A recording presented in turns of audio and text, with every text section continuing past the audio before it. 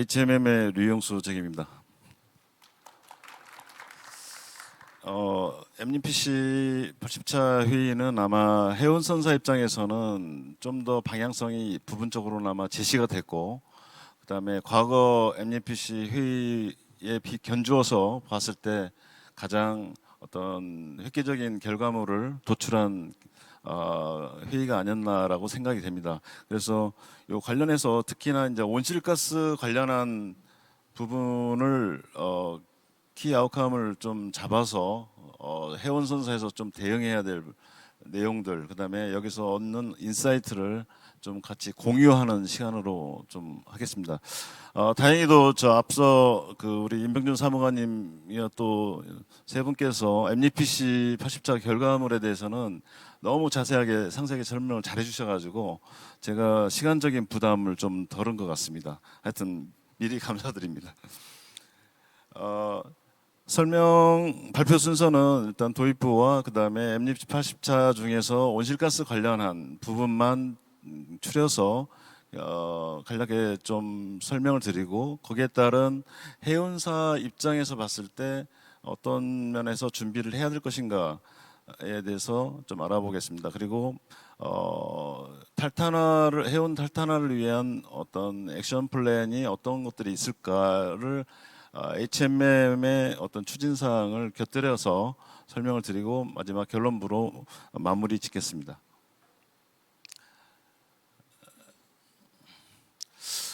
우선 그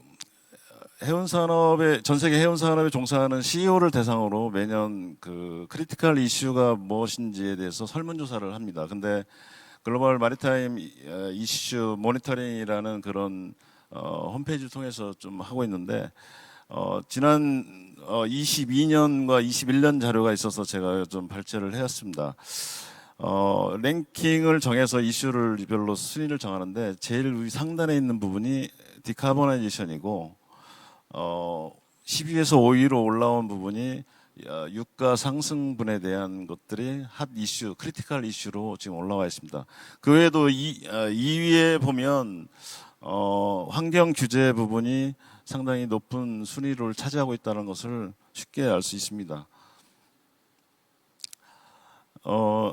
지금 초기에 그 MPC 80차 전에까지는 저 IMO 초기 그 온실가스 감축 전략을 보게 되면 여기 빨간색 선으로 나와 있는 부분이 이제 기존의 IMO 초기 온실가스 감축 전략인데, 여전히 그 밑에 녹색 라인으로 이루어진 그 파리 협약의 2도씨 배출 궤적과 최하단의 1.5도씨 배출 궤적에서 상당히 괴리감이 있는 수준에서 움직여 왔던 게 사실입니다.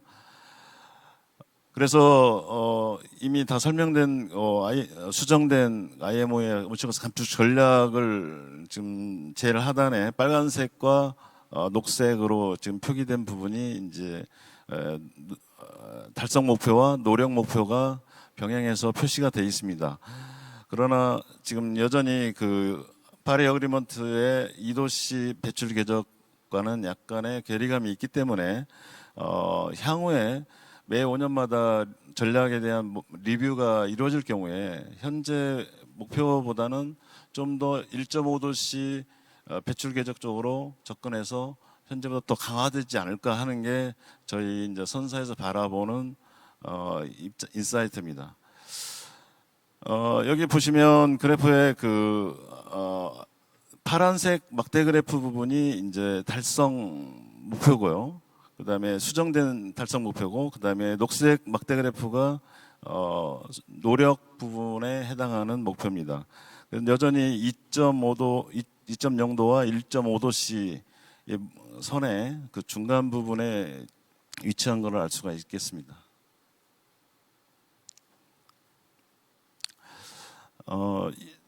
그 타 산업의 어떤 변화에 대한 전환에 대한 그 그래프를 커브를 보게 되면 S 커브를 그린다고 합니다. 그래서 Getting to Zero Coalition에서도 해운 산업에 대한 그 탈탄화 과정 자체를 S커브를 그릴 것이다라고 이렇게 예상을 하고 있습니다.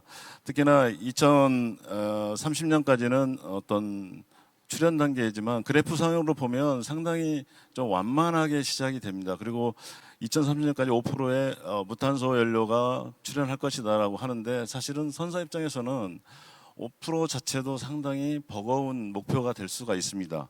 여러 가지 뭐 피드스탁의 어벨러빌티나 테크놀로지 매처리티나 뭐 여러 가지 감안을 했을 때 사실은 이런 5% 목표도 상당히 어려울 수도 있고요. 그러나 그 시점 이후로 언젠가부터는 확산 단계로 집어들면서 급격하게 아마 탈탄화 쪽으로 움직일 것으로 보여지고, 최종적으로는 뭐 재구성 단계에서 안정적인 수준으로 갈 것으로 게팅 투 제로 콜리션에서는 예상을 하고 있습니다. 그리고 지금 앞서 연사분께서 말씀을 해주셨듯이 이제 에너지 세이빙 디바이스나 리트로핏이나 효율 개선할 수 있는 부분은 좀 어느 정도 한계가 있기 때문에 비록 그 CII 가까운 지금 현재 적용되고 있는 CII 같은 경우도 에너지 효율이나 그런 면에서 달성할 수 있는 목표를 훨씬 초과해서 달성을 해야 되기 때문에 연료의 전환이 불가피합니다. 그래서 가까운 미래 저희가 전환 대체 연료로 생각할 수 있는 부분이 메탄올과 암모니아가 될 수 있고, 좀 중단기적으로는 바이오 퓨얼이 될 수 있는데, 메탄올과 암모니아의 어떤 여기에 열량만 지금 비교를 해봤는데요. HFO 열량 대비해서 열량을 유지하려면 메탄올이나 암모니아는 2배 이상의 연료를 사용을 해야만 HFO에 상응하는 열량을 좀 낼 수가 있습니다. 그러면 기존의 메탄올 같은 경우는 그레이 메탄올 같은 경우는 약 HFO하고 지금 거의 비슷한 수준이라고 보면 500불 톤당 500불에서 이 메탄올로 가게 되면 거의 한 1,500불 가까이 됩니다. 거기에 요 열량 부분까지 승수로 곱해지게 되면 거의 뭐 5배에서 6배 이상 유가가 올라가는 그야말로 초고유가 시대를 맞이하게 되는 겁니다. MGP 80차 회의 중에서 온실가스 관련된 부분에 대해서는 뭐 자세한 부분은 이미 설명이 자세하게 됐기 때문에 넘어가겠습니다. 다만 그 목표 자체가 기존의 IMO GHG 감축 전략은 2050년에 2008년도 대비해서 50% 감축해서 갑자기 넷제로로 목표가 다 강화가 됐기 때문에 선사 입장에서는 예를 들면 2050 넷제로 목표 자체를 이제는 좀 수정을 해야 될 시점이 됐지 않았나 생각이 됩니다. 그리고 여기 감축 전략 개정된 부분 중에 중간 점검 지표분이 신설됐기 때문에 저희가 예전에 연료에 대한 부분에 대해서는 좀 약간 등한시했던 부분을 떠나서 이제 온실가스 부분에 있어서는 규정에 IMO 규제에 나와 있기 때문에 좀 더 모니터링을 강화하고 중간중간 모니터링을 철저히 해서 현재 상황과 향후의 목표 달성에 어느 정도 근접하는지를 지속적으로 때로는 실시간으로 좀 모니터링을 해야 될 그런 시점이 되지 않았나 싶습니다. 중기 조치 중에 온실가스 감축 조치가 논의가 되고 있는데, 기술적, 경제적 결합 조치가 되게 되면 사실 뭐 이 내용 자체에 대해서는 앞에 설명으로 가름을 하겠습니다. 다만 선사 입장에서는 경제적 조치가 들어오게 되면서, 그리고 기술적 요소가 들어오면서 유가 상승 내지는 재정적인 부담이 좀 이전보다 훨씬 더 강해졌다, 많아졌다라고 저희가 인사이트를 얻을 수가 있겠습니다.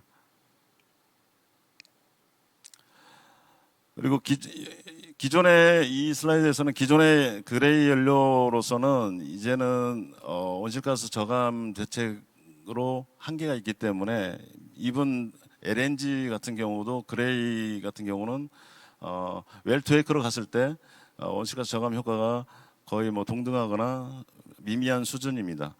근데 메탄올이나 암모니아도 마찬가지지만 그레이와 그린의 차이는 엄청나게 차이 나고 향후에는 EU나 그다음에 IMO도 저 웰투 웨이크 관점에서 진행을 하기 때문에 바이오나 이 퓨얼로 전환이 되는 것은 뭐 불가피해 보입니다. HMM에서도 지금 바이오퓨얼을 지금 사용 예정인데요. 지금 바이오퓨얼 관련해서 임시 지침이 확정이 도입이 됐기 때문에 선사 입장에서는 CII 개선이나 온실가스 감축에 상당히 좀 많은 숨통이 트인 것 같습니다. 뭐 요건이나 이런 것들은 자료를 좀 참고하시고요.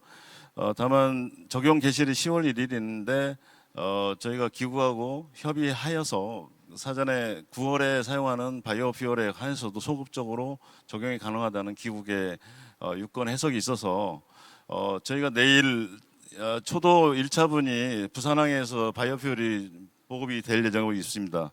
그래서 그때 사용하는 것 9월 달에 사용하는 것에 대해서도 소급 적용이 가능하다는 해석입니다. 뭐 온보드 카본 캡처 시스템에 관해서는 뭐 이미 다음 회기차에서 논의가 될 예정인데 지중 저장에 한해서만 하나에서 감축량으로 인정하는 것으로 지금 분위기가 되어 있기 때문에 그 지중 저장을 하려면 LCO2, 액화 CO2 캐리어가 뒷받침이 돼야 됩니다. 그래서 국내나 국외나 저희가 관련 업체하고 프로젝트를 좀 협의를 저희도 하고 있는 중에 있습니다. 보시면 아시겠지만 그림에서 EOR이나 EGR 그러니까 폐유전이나 아니면 기존의 유전에서 석유나 원유나 아니면 가스를 더 채굴하기 위해서 액화 CO2를 슈퍼 크리티컬 상태로 집어넣게 되면 거의 액체와 기체 상태의 특성을 가지고 스며듭니다. 근데 지중해 저장이 되면 거의 수세기 동안 저장이 가능할 정도로 거의 반영구적으로 좀 보관이 가능하기 때문에 이 부분에 대해서는 인정을 하는 거 분위기로 되어 있습니다. 그래서 요 LCO2 관련한 밸류 체인에 일부 들어가 있지 않으면 OCCS에 대한 그 산출물에 대해서 좀 인정받는 게 좀 어려울 수도 있겠다 생각이 듭니다. 이 부분은 저 IMO와 EU 미국의 규정은 여기서 좀 빠져 있는데요. 지금 현재 적용하고 있는 규제를 썸머라이즈한 겁니다. 전체적으로 지금 뭐 EEDI나 EXI 그다음에 CII는 이미 시행을 하고 있고 GFS나 향후에 시장 기반 조치인 NBM이 결합이 되면 향후에 대체 연료 비율이 좀 더 강화될 거고 그다음에 기존의 탱크 투 웨이크 개념에서 웰 투 웨이크 개념으로 전환이 될 것으로 보입니다. 그리고 구주 항로에 투입된 선사가 사실은 국내에는 많이 없지만 HM의 경우는 21척의 선박이 구주 항로에 투입됩니다. 그래서 EU ETS나 퓨얼 EU 마리타임에 대한 영향도 같이 좀 동향 파악을 하고 영향을 좀 조사해야 될 그런 상황에 놓여 있습니다. 나중에 저 다음 슬라이드에서 그 비용 영향에 대해서는 한번 러프하게 계산한 자료를 공유하도록 하겠습니다. 그러면 이러한 그 MUPC 결과를 토대로 해서 액션 플랜이 어떤 게 있을까? 우선 그 글로벌 전기 해운선사의 그 넷제로 목표를 조사를 해봤더니 머스크 같은 경우는 2040년까지 돼 있습니다. 넷제로 목표를 수립해 있고 해팡로이드 같은 경우는 2045년, 기타 나머지 선사들은 대부분 2050년까지 넷제로 목표를 설정해놓고 운영을 하고 있습니다. 근데 요거는 기존의 IMO 그 온실가스 감축 전략이 수정되기 전에 셋업된 목표이기 때문에 아마 이보다는 좀 더 강화된 쪽으로 선사들에서도 움직여야 되지 않을까 하는 생각이 듭니다. 각 스코프별로 이제 환경규제 대응 방안에 대해서 한번 들여다보면요. 그 스코프별로 추진사항이 있는데 저희가 온실가스 얘기가 많이 나오지만 실제로 선사 입장에서는 온실가스도 중요하지만 연료비 부담도 중요합니다. 그래서 기본적으로는 에너지 효율을 개선하는 것이 1차적으로 기본적으로는 온실가스를 저감하는 최선의 방법이고 연료비를 절감할 수 있는 동시에 연료비를 절감할 수 있는 방책이긴 하지만 그 다음부터는 이제 대체 연료나 다른 대체 수단을 통해서 온실가스 저감에 좀 대응하는 것이 좀 필요해 보입니다.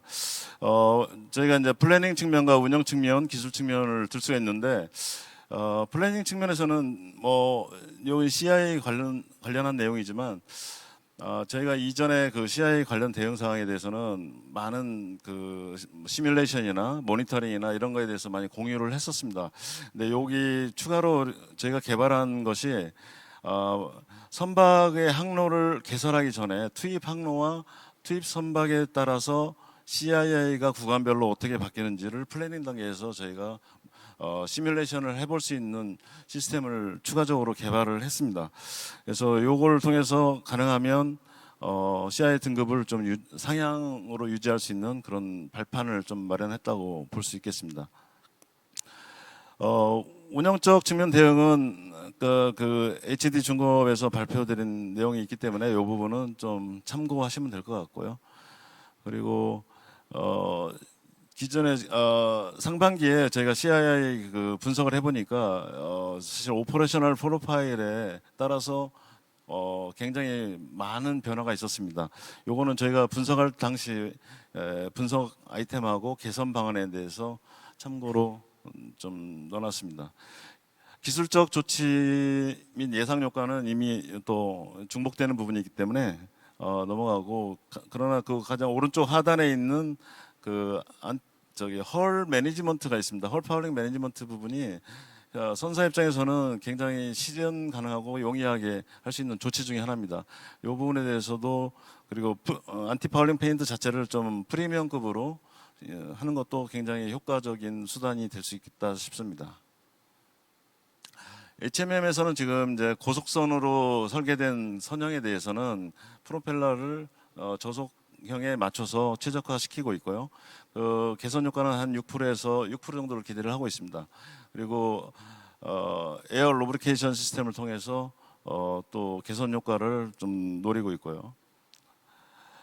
그다음에 기술적인 측면에서 역시 퓨얼 테크놀로지 측면이 가장 좋은 또 수단이 될 수 있습니다. 그래서 여러 대체 연료가 있지만 가장 그래도 중단기적으로 즉효할 수 있는 부분이 바이오퓨얼이라고 생각이 됩니다. 이 부분에서 아시다시피 녹색 부분이 그나마 좀 많이 분포되어 있는 게 바이오퓨얼입니다. 방금 전에 뭐 질문하신 내용 중에 어떤 참고가 될지 모르겠지만 그 기존의 컨벤셔널 퓨얼이나 LNG 듀얼 퓨얼, 메탄올 듀얼 퓨얼, 아모니아 듀얼 퓨얼에서 어떠한 경로로 연료가 전환이 될 것인가에 대한 경로를 표현해 놓은 표입니다. 참고하시면 될 것 같습니다. 이 부분은 대체 연료에 대한 그 열량 부분인데요. 그 MGO 대비해서 메탄올이나 암모니아는 거의 한 50% 미만 수준입니다. 그래서 이거는 유가 상승을 초래할 수 있는 아주 단초가 될 수 있다고 생각이 됩니다. HMM에서는 향후에 중장기적으로 저탄소 추진연료 선박을 건조하기 위해서 지금 진행을 하고 있고요. 그 파란색 부분은 이미 발주가 된 거고 하단부는 아직 확정이 안 됐지만 결국은 친환경 연료 쪽으로 전환이 될 것으로 예상이 되고 있습니다. 바이오연료 사용하게 되면 이제 그 온실가스 감축 부분도 있고 그다음에 녹스 테크니컬 측면이 있습니다. 근데 EEDI나 EXI에는 전혀 관련이 없고 나머지 IMO나 EU MRV에는 감소 효과를 볼 수 있는 내용입니다. 뭐 녹스 부분은 이미 IMO 규정에 나와 있는 부분이기 때문에 넘어가겠습니다. 그래서 저희는 내일 부산에 들어오는 현대 타코마호에 일단 초도 보급을 시작합니다. 바이오퓨얼 약 500톤 정도를 보급을 하는데 바이오퓨얼이 당장의 CI 개선 효과나 이런 것들이 있기 때문에, 그리고 또 화주 입장에서는 스코프 3의 온실가스 감축 효과가 있기 때문에 이 부분에 대해서 저희가 시행을 하고 있습니다. 이 부분은 ESD와 바이오퓨얼을 컴바인했을 때 어떤 감축 효과를 명시해 놓은 겁니다. 그리고 바이오퓨얼을 사용할 때 이제 어느 만큼 투여를 해야 될 것인가에 대해서 시뮬레이션을 좀 해야 되는데 무작정 많이 투여할 수가 없습니다. 그래서 등급에 대한 목표를 설정한 후에 거기에 맞게 필요로 하는 소요량을 연도별로 계산해서 하는 게 좋을 것으로 보여집니다. 저희는 CII 관리 등급을 지금 내부적으로는 D3 등급으로 하고 있습니다. D 등급, E 등급이 워낙 방대하기 때문에 넓기 때문에 5단계로 구분을 해서 저희는 관리를 하고 있습니다. 참고하시면 될 것 같습니다. 그리고 C 등급을 목표로 할 것이냐, D 등급을 목표로 할 것이냐에 따라서 바이오퓨얼에 대한 그 연료 소요량이 엄청나게 차이납니다. 그리고 오른쪽 그래프에 보시면 추가 비용이 C 등급과 D 등급 간의 추가 비용이 상당합니다. 2,500만 불 가까이도 차이가 납니다. 저희 이제 선단 기준입니다. 그리고 저희가 이제 IMO도 있지만 EU 관련한 부분도 있기 때문에 탄소 가격이 지속적으로 좀 인상이 될 거라고 보여집니다. 지금 약 90유로 정도 되는데 돈당 향후 2050년도에는 뭐 300유로, 400유로까지도 올라갈 수 있는 것으로 전망을 하고 있습니다. 그래서 퓨얼 EU ETS와 퓨얼 EU 마리타임에 해당하는 페널티를 그대로 적용했을 때 21척에 대해서 보게 되면 2030년이 되면 거의 페널티 부분이 1,000억 원에 가깝습니다. 1년간에 1,000억 원 가깝습니다. 요거는 그냥 참고하시면 될 것 같습니다. 그리고 중장기적으로는 글로벌 디카보나이제이션 이니셔티브에 적극적으로 저희가 참여를 하고 있고요. 결론적으로 간략하게 말씀드리면 온실가스 규제는 계속적으로 이보다 더 강해질 거라고 예상이 되고 있습니다. 그리고 탈탄소화를 위한 그 로드맵은 즉각적으로 좀 상향 조정이 돼야 되지 않을까 생각이 되고 친환경 연료에 대한 유가가 상승하기 때문에 이제는 초고유가 시대에 대응할 수 있는 전담 조직이나 이런 것들이 좀 필요하지 않을까 싶습니다. 그리고 바이오 연료를 중단기적으로 많이 사용하실 텐데 가장 중요한 부분이 피드스탁을 확보하는 겁니다. 주로 부산, 싱가포르, 로텔담에서 주로 보급하는데 요 공급 물량을 확보하는 게 아마 쉽지는 않을 겁니다. 그 전략적으로 접근이 좀 필요하고요. 그다음에 미래 연료에 대한 불확실성이 일부 해소가 됐습니다. MG80차에서. 그래서 향후 신조를 발주할 때 친환경 연료로 즉각적인 의사결정이 이루어지지 않으면 이미 이제 늦어지는 개념이 될 수도 있다라는 겁니다.